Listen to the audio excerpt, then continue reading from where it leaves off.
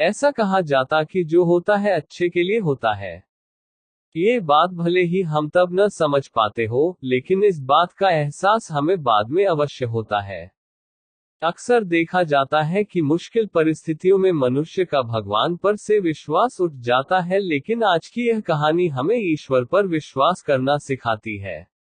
एक बार की बात है, ऋषिकेश में गंगा के किनारे एक संत रहा करता था। वह संत बहुत ही दयालु स्वभाव का था और नित्य भगवान की पूजा अर्चना करता था। उस संत के बहुत सारे शिष्य थे, जो कि उसके सानिध्य में शिक्षा ग्रहण कर रहे थे।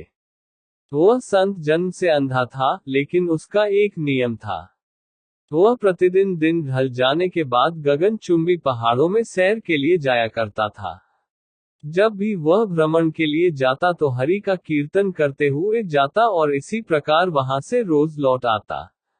अपने गुरु को प्रतिदिन ऐसा करता देख उसके शिष्य असमंजस्य में पड़ जाते थे कि वे अंधे होने के बावजूद भी ऐसा कैसे कर लेते हैं। एक दिन अपनी जिज्ञासा के चलते एक शिष्य ने उनसे पूछा, बाबा, आप हर रोज इतने ऊंचे ऊंचे पहाड़ों पर सैर के लिए जाते हैं, वहां तो बहुत गहरी खाइयां होती हैं और आप तो देख भी नहीं सकते। क्या आपको कभी डर नहीं लगता? कहीं पांव डगमगा गए तो?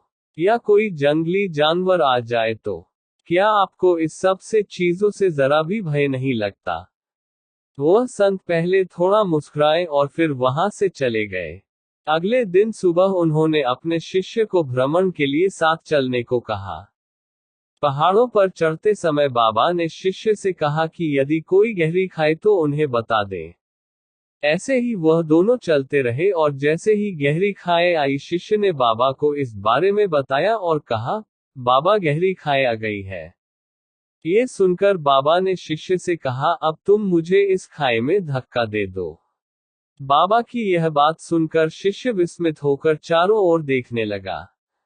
उसने कहा, मैं भला आपको कैसे धक्का दे सकता हूँ? ऐसा कुछ करने की तो मैं सोच भी नहीं सकता। शिष्य ने आगे कहा, आप मेरे गुरु हैं, मैं तो अपने किसी दुश्मन को भी इतनी गहरी खाई में नहीं धकेल सकता।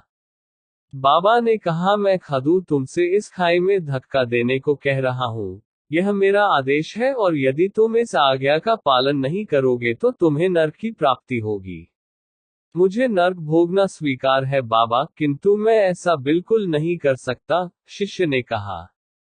तब संत ने शिष्य से कहा, अब तुम्हें समझ आया, जब तुम एक सामान्य मनुष्य होकर मुझे गहरी खाई में नहीं धकेल सकते तो भला मेरा परमात्मा मुझे खाई में कैसे गिरने दे सकता है।